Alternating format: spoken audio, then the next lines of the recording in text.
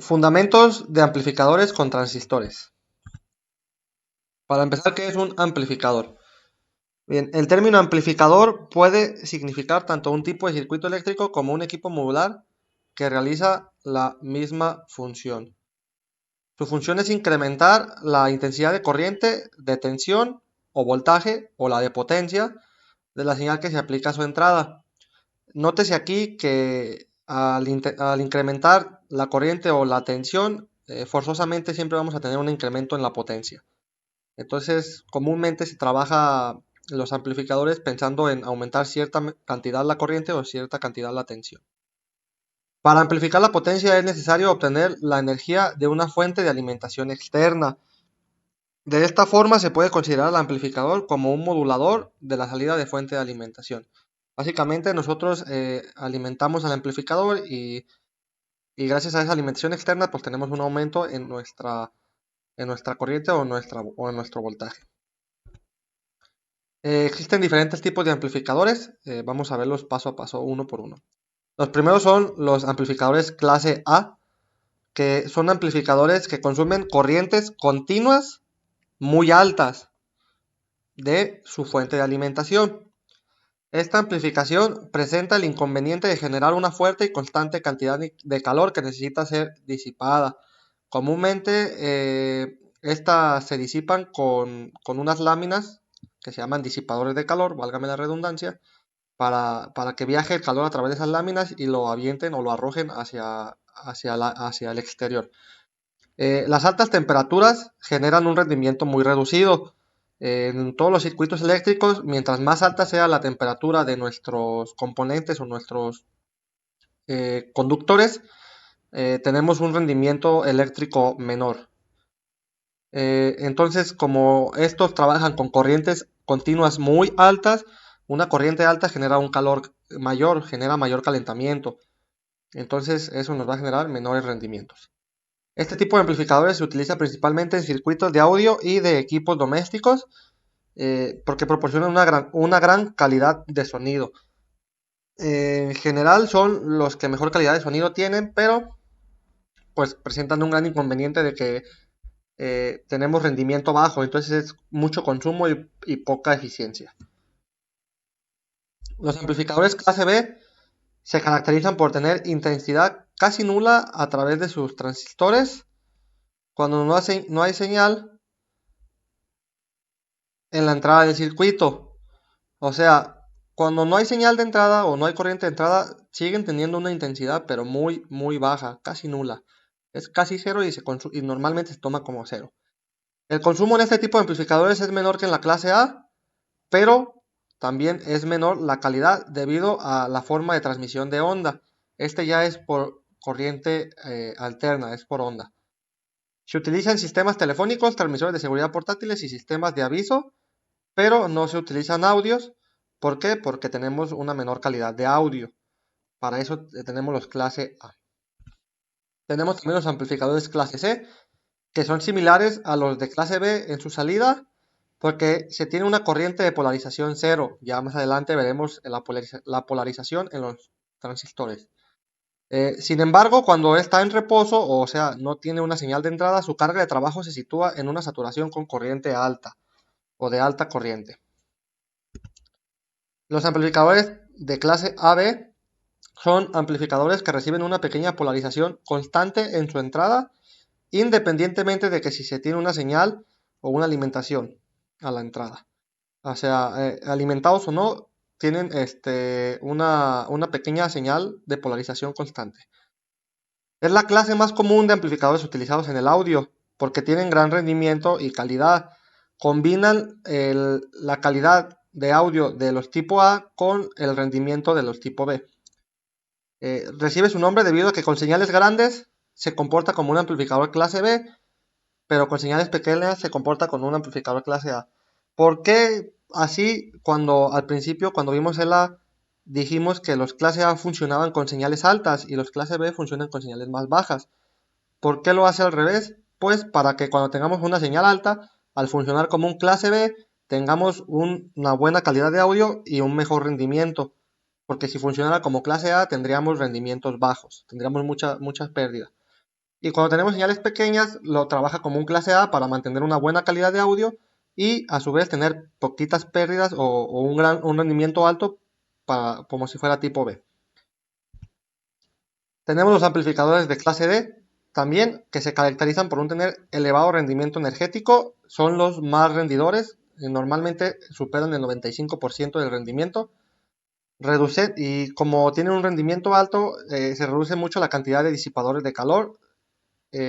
¿Por qué? Porque tenemos un rendimiento alto y no se genera tanto calor. Y a su vez, como no agregamos tantos disipadores, esto hace que el tamaño sea menor y por ende el peso. Anteriormente, este tipo de amplificadores se limitaba solamente a dispositivos portátiles o subwoofers. Un woofer es básicamente lo que nosotros conocimos como un bajo. Los bajos en los equipos de sonido. O el nombre correcto sería el amplificador de graves. Actualmente existen amplificadores de este tipo de clase para toda la banda de frecuencias con niveles de distorsión similares a los de la clase AB. O sea, trabajan relativamente, mantienen la característica de tener un gran rendimiento energético, pero su trabajo es similar al de un clase AB en cuanto a calidad y distorsión. Se requiere diseñar de formas específicas para reducir la radiación electromagnética que emiten. Estos producen mucha radiación electromagnética debido a su rendimiento. Producen un campo electromagnético relativamente grande para el tamaño del conductor. Y a veces estos interfieren en otros dispositivos cercanos. Entonces el diseño tiene que estar pensado para que este campo no interfiera en cualquier otro dispositivo, ya sea en otros componentes eléctricos del mismo circuito donde esté aplicado el amplificador o de otro componente cercano, otro aparato eléctrico cercano. Configuración de amplificadores con transistores. Aquí tenemos las tres configuraciones posibles de hacer un circuito amplificador con transistores. La simbología del transistor es esta pequeña como T, con esta entrada y esta salida. Tiene tres partes, ya lo veremos más adelante. Una es la base, otro es el emisor y otro es el colector. Normalmente tenemos una base común o un emisor común o un colector común en las configuraciones básicas. En el caso de la base, que es esta de aquí, esta línea de aquí es la base, como podemos ver, tiene la conexión aquí y tiene un común con el voltaje de entrada y el voltaje de salida. Y aquí está nuestro común, este es el conductor común. En el caso del emisor, tenemos este conductor común, esta es la salida del emisor, este sería el colector y esta sigue siendo nuestra base. Entonces, y aquí está nuestro común. Y en el caso del colector es igual, aquí tenemos nuestro colector, nuestra base y nuestro emisor. Y este es nuestro conductor común unido al colector. De las configuraciones anteriores, la más utilizada es la del amplificador con un emisor común. Se llama así porque el emisor se encuentra tanto en el lazo de entrada como en el de salida, por eso es el común. Le sigue el de colector común, al que también se le llama emisor seguidor, y por último el de base común, que es el menos utilizado. Circuito de polarización y estabilización.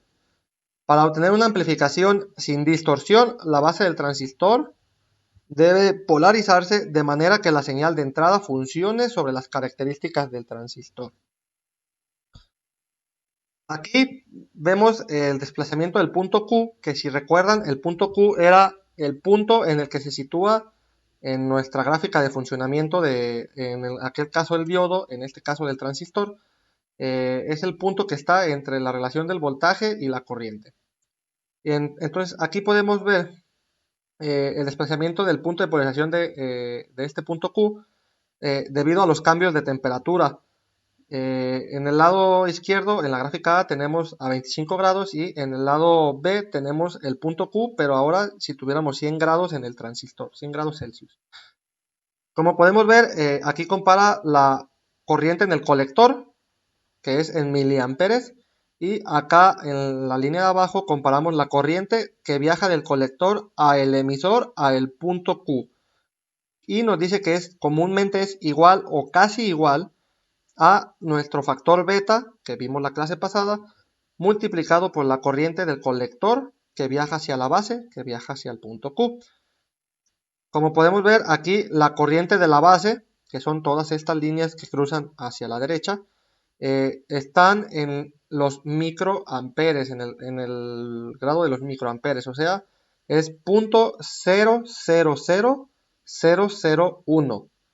O sea, son 5 ceros y un número. Es por 10 a la menos 6, un micro.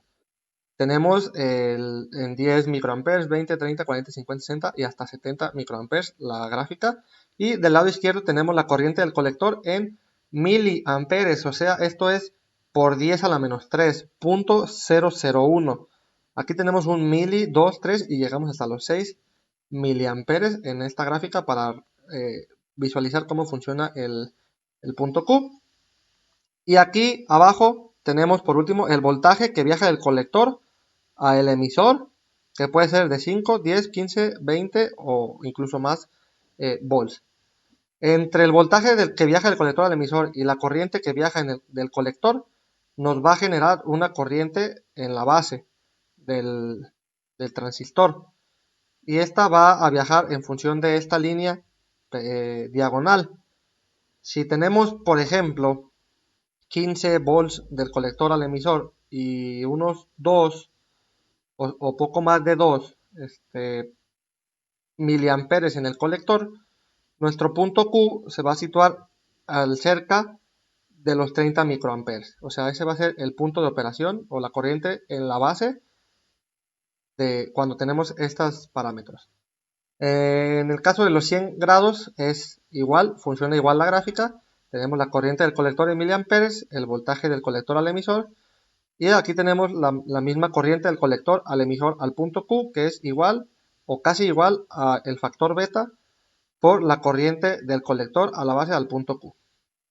Pero ahora veremos que la corriente de la base, que son estas líneas que dijimos que viajan hacia la derecha, se ve reducida en función de la temperatura. Por ejemplo, aquí cuando estamos casi cerca de los 4 miliamperes en el colector y de los 15 volts del colector al emisor, tenemos 30 micros, pero si nos vamos al mismo factor acá, que sería cerca de los 4 y a los 15 tenemos 50 micros, o sea, acá tenemos 20 microamperes menos solo y debido a la temperatura que tiene el transistor. Por eso la temperatura en los circuitos electrónicos es muy importante y se tiene que cuidar mucho. El corrimiento del punto Q o la inestabilidad de la corriente del colector se puede reducir aplicando los diferentes arreglos de polarización. Existen 4 arreglos de polarización, que es la polarización fija, por resistencia del emisor, por divisor de voltajes o por retroalimentación de voltaje. El más común y el que en casi todos los casos nos vamos a encontrar es la polarización por el divisor de voltajes, por medio del divisor de voltajes. Es la forma más común de calcularla y es la más utilizada y es la más fácil, por eso se utiliza más este tipo de polarización. A final de cuentas, las 4 tienen el mismo objetivo, reducir la inestabilidad de la corriente en el colector. Bien, entonces vamos a analizar el método de polarización por medio del divisor de voltajes. Debido a que la beta o el factor beta es sensible a la temperatura y que su valor por lo general no está bien definido, ¿por qué? Porque este es calcularlo uno y varía con el tiempo. Se desarrolla un circuito o se desarrolló en su momento un circuito que fuera lo más independientemente posible de la beta del transistor, obteniendo así el método de polarización por divisor de voltajes. El objetivo de este método es calcular todas las corrientes, todos los voltajes de la forma más simple posible sin utilizar o sin vernos involucrada a la beta para que no nos afecte en nuestras mediciones. Aquí podemos ver las conexiones del método de polarización por divisor de voltajes. Tenemos aquí un voltaje de entrada y aquí tenemos un pequeño capacitor, que es el capacitor 1. Sigue viajando la corriente. Aquí se divide en 3 puntos, que es cuando entra a nuestro transistor. Tenemos aquí la resistencia 1 y la resistencia 2. Sigue viajando. Aquí tenemos una resistencia, que esta es la RC o la resistencia del colector. Aquí tenemos otra que es la resistencia del propio emisor. Esta no es una resistencia que nosotros apliquemos como tal. Es la propia resistencia del transistor en su emisor y esta es la propia resistencia del transistor en su colector. Y aquí tenemos nuestra base, que también entra al voltaje. Y por último, pues tenemos el capacitor 2 y nuestro voltaje de salida. Aquí está nuestra conexión a tierra y acá tenemos un punto abierto por si queremos hacer una nueva conexión. Y como podemos ver, pues esta es nuestra gráfica del punto Q, en donde tenemos nuestra corriente en el colector, nuestro voltaje del colector al emisor. O sea, aquí está nuestra corriente del colector y aquí tenemos el voltaje que viaja del colector. Por aquí va el voltaje del colector que viaja hacia el emisor. Y pues en base a esas tenemos nuestro punto Q, en el que tenemos el voltaje que viaja del colector al emisor hacia el punto Q, que es ya el punto que estemos analizado, y también tenemos nuestra corriente que viaja del colector hacia nuestro punto Q. Y pues nos da este punto Q que tiene su corriente y su respectivo voltaje. Y nos da una corriente en la base, o sea, en este intermedio entre el colector y el emisor, tenemos una corriente en esta base hacia el punto Q resultante.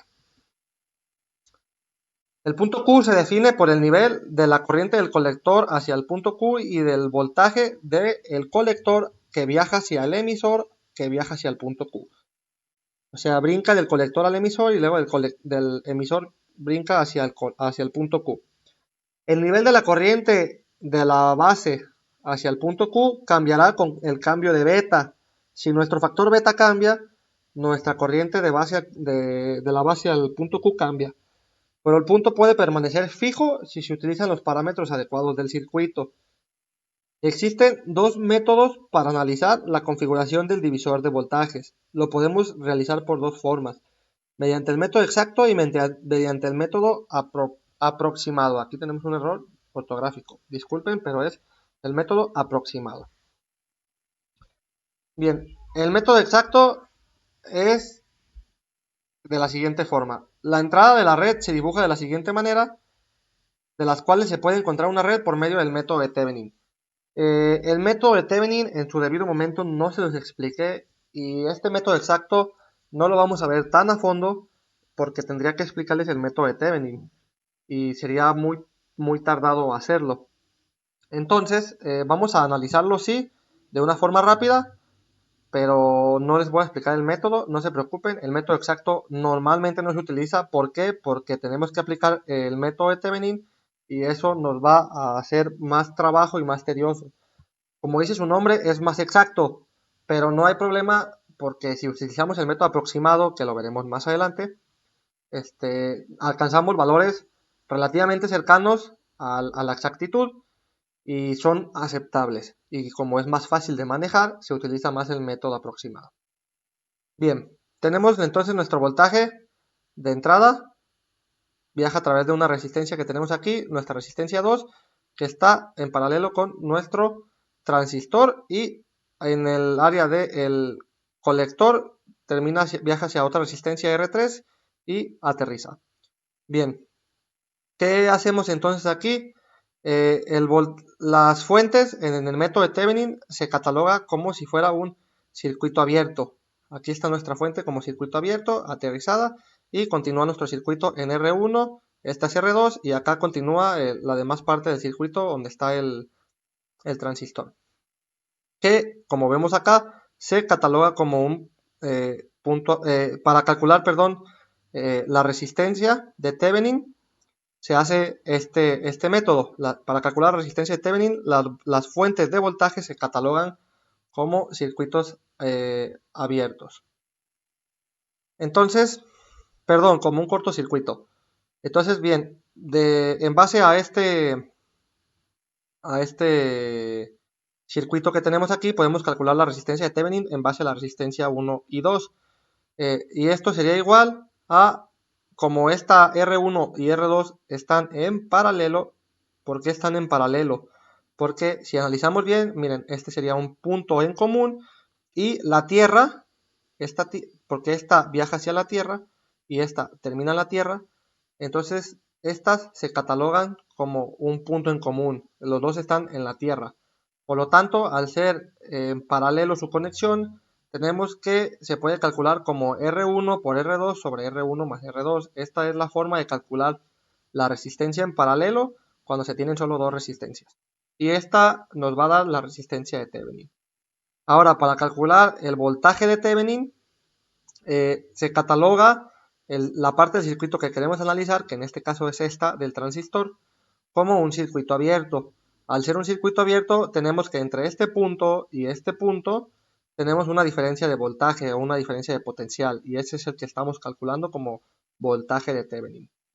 Bien, entonces, para calcularlo por medio del divisor de voltajes, vamos a tener que la resistencia 2 por el voltaje total, que va a ser el voltaje CC, es igual a las resistencias en total que tenemos, que es R1 más R2 porque están seriadas. Entonces sería R2 por voltaje de CC o nuestro voltaje total sobre R1 más R2. Aplicando un ejemplo de este método, vamos a determinar el voltaje de polarización de corriente directa del voltaje del colector al emisor y la corriente del colector para la siguiente configuración, que es esta de la izquierda, por medio del divisor de voltaje. Tenemos nuestro voltaje de entrada, tenemos aquí un capacitor de 10 microfaradios, y aquí tenemos una R1 de 39 kiloohms y una R2 de 3.9 kiloohms. Viaja hacia arriba, aquí tenemos nuestro voltaje CC, que es de 22 volts, y tenemos después aquí nuestra resistencia en el colector, que es de 10 kiloohms. De este lado tenemos nuestra resistencia en el emisor, que es de 1.5 kiloohms, y aquí tenemos nuestra base. Y por último viaja aquí hacia una resistencia que llamamos RC, que es de 10 microfaradios, y aquí tenemos otro capacitor. Perdón, esta RC es de la resistencia del colector. Este es un capacitor simplemente de 10 microfaradios y este es otro capacitor de 50 microfaradios. Aquí están nuestras tierras. Estos son tierra común. Este y este están anclados al mismo punto de tierra. Bien, y tenemos un factor beta de 140. Primero que se hace, realizamos pues el método de Thevenin y calculamos nuestra resistencia de Thevenin y nuestro voltaje de Thevenin, que después de realizar el procedimiento nos va a generar esta ecuación, que es R1 sobre R2, y nos va a dar 3.55 kiloohms. Y para el voltaje nos da este resultado y nos da 2 volts como voltaje de Thevenin. Bien, ahora para calcular la corriente en la base, por medio del divisor de voltajes, nos va a dar esta ecuación y nos va a dar 6.08 microamperes. Y por último podemos calcular, perdón, este no es el divisor de voltajes, este si lo ven es un voltaje, arriba tenemos voltaje y abajo tenemos resistencia. Acuérdense que la corriente por ley de Ohm es voltaje sobre resistencia. Entonces, esto, como es voltaje sobre resistencia, nos da como resultado corriente. Y pues para calcular la corriente del colector tenemos beta por la corriente de la base. Esto estuvo en la clase pasada y de ahí viene esta ecuación, que al final pues nos da como resultado 0.85 por 10 a la menos 3 o 0.85 miliamperes en el colector. Y por último debemos calcular el voltaje del colector al emisor, que analizándolo por el método que estábamos trabajando de Thevenin y por medio del divisor de voltajes, pues nos llega a este resultado y nos da como resultado final 12.22 volts. Esto lo estamos viendo a grandes rasgos porque es un método que no vamos a utilizar, sino que vamos a utilizar el método aproximado porque es más simple y más fácil de trabajar.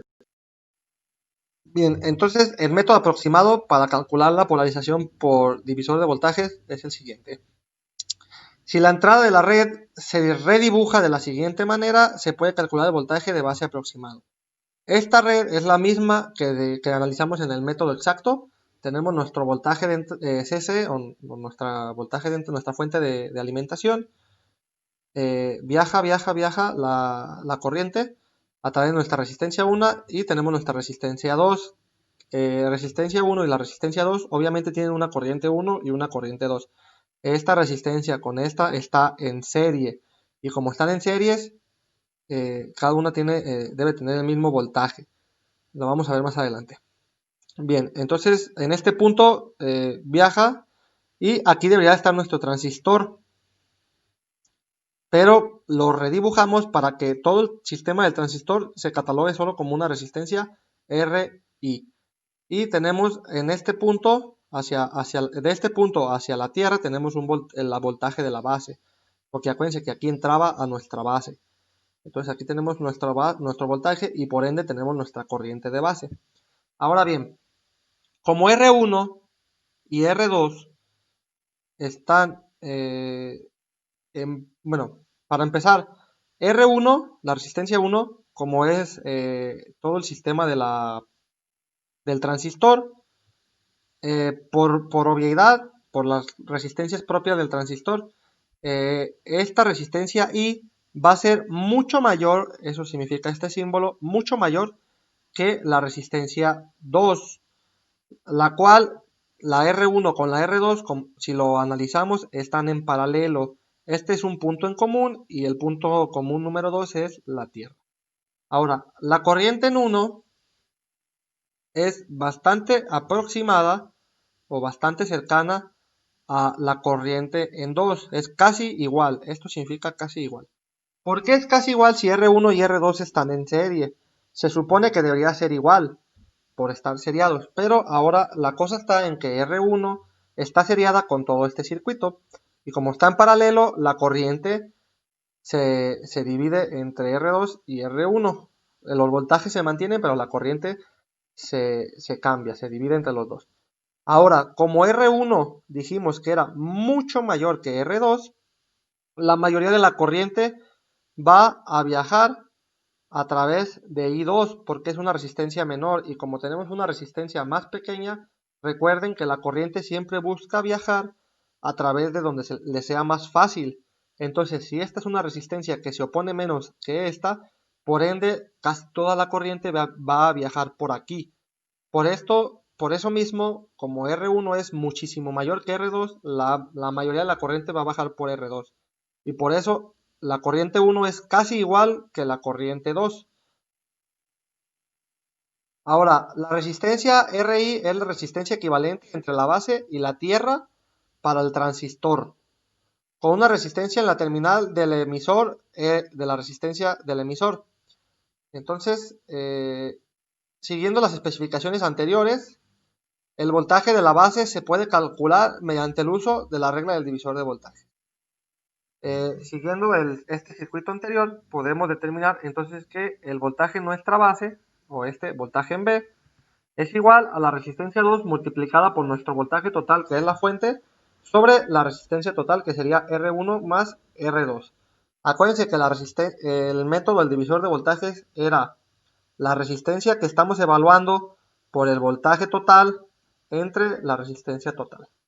Y mediante este método calculamos el voltaje de la base. Ahora, si queremos calcular el voltaje en el emisor, simplemente es el voltaje de la base menos el voltaje que viaja de la base hacia el emisor. ¿Por qué? Porque si aquí tenemos el voltaje de la base sería nuestro voltaje total, y si le restamos el voltaje que se pierde en el transcurso de la base hacia el emisor, pues nos va a quedar solo el voltaje del emisor. También tenemos que la corriente en el colector es bastante similar o casi igual a la corriente del emisor. Por lo tanto, la corriente del emisor va a ser por medio de la ley de Ohm, voltaje sobre resistencia, voltaje en el emisor sobre la resistencia del emisor.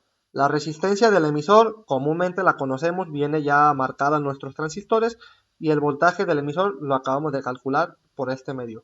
Conocemos el voltaje de la base y el voltaje de la base es el emisor, comúnmente también viene marcado en los transistores. Es el voltaje que perdemos ahí. Bueno, por último, podemos calcular el voltaje que viaja del colector hacia el emisor si al voltaje total que tenemos, o el voltaje de nuestra fuente, el voltaje CC, le restamos la corriente del colector por nuestra resistencia del colector más nuestra resistencia del emisor. Porque recuerden que por ley de Ohm, corriente por resistencia nos da voltaje. Entonces es un voltaje, nuestro voltaje total menos este voltaje que viaja del colector al emisor. Por eso está aquí como total la resistencia del colector más la resistencia del emisor multiplicado por la corriente en nuestro colector. La condición para que se pueda aplicar este método de aproximación es la siguiente.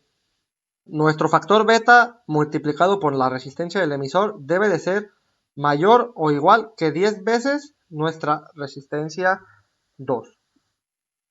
¿Por qué? Porque acuérdense que dijimos que la resistencia I y el factor beta aplica directamente al transistor. Entonces, al aplicar esto, significa que la resistencia del transistor debe ser mucho mayor o igual que resistencia 2. Porque como es 10 veces la resistencia 2, significa que mínimo las resistencias del transistor deben ser 10 veces mayores que la resistencia de número 2 que aplicamos ahí, que puede ser cualquier componente eléctrico que esté puesto ahí, simplemente se cataloga como una resistencia R2. Nótese que la beta, el factor beta, no aparece en ninguna de estas ecuaciones, no se encuentra en ninguna de estas ecuaciones el factor beta. Y que la corriente en la base no fue calculada. ¿Por qué? Porque no la necesitamos. Entonces, debido a esto, por lo tanto, el punto Q es independiente del valor de beta. Regresando a nuestras gráficas pasadas, sabemos que nuestra corriente de la base es directamente independiente de donde se sitúe nuestro punto Q. Entonces, como no calculamos esta corriente de base y nuestro beta estuvo fuera de todas nuestras ecuaciones, entonces no se necesita, todos nuestros cálculos son independientemente de este valor.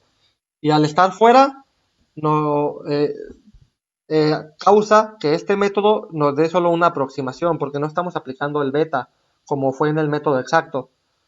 Pero ese valor aproximado es bastante efectivo, eficiente y se puede utilizar como un valor posiblemente real dentro de nuestras ecuaciones. Bueno, por último tenemos nuestra tarea de esta semana y probablemente la última, que dice que calculemos el voltaje del colector hacia el emisor y la corriente del colector mediante el método de aproximación para este circuito. Si lo vemos y analizamos, este circuito es exactamente el mismo que aplicamos en el ejemplo pasado. Es nuestro voltaje de entrada, tenemos un capacitor, resistencia 1, resistencia 2 y resistencia del colector, resistencia del emisor. Este es nuestro transistor como tal, esta es nuestra base y tenemos un voltaje de salida acá y aquí otro capacitor hacia la tierra y nuestra beta. Esta no la vamos a utilizar, ¿por qué? Porque estamos utilizando el método de aproximación. Entonces todo esto de aquí, de este punto hacia acá, todo esto de aquí, lo vamos a utilizar o lo vamos a catalogar como R1. Y en base a eso ya podemos trabajar nuestro método de aproximación para calcular los voltajes del colector al emisor y nuestra corriente del colector, pues ya vienen en estas ecuaciones. Tenemos que calcular el voltaje del colector al emisor y nuestra corriente en el colector, que es similar a nuestra corriente en el emisor.